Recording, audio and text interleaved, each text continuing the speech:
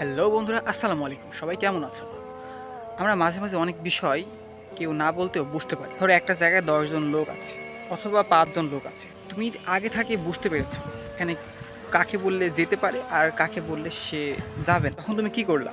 তুমি যাকে ধারণা করছিলা যে ওকে বললে সে কখনোই যেতে পারবে না, তখন তুমি কি করলা? যে ওকে যাই বললা, "তুমি কি আমার সাথে যেতে পারবা?" তোমার ধারণা মতো সে বলল, "না, আমার পক্ষে যাওয়া সম্ভব না।" এখানে আরেকটা বিষয় ঘটে যে ধরো অনেকজন আছে তোমার লং জার্নি করতে পারে না।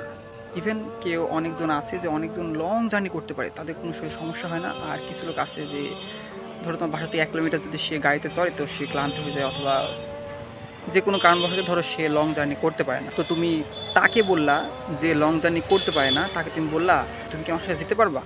তার উত্তরটা হবে যে না, যেটা তুমি আগে থেকে জানো।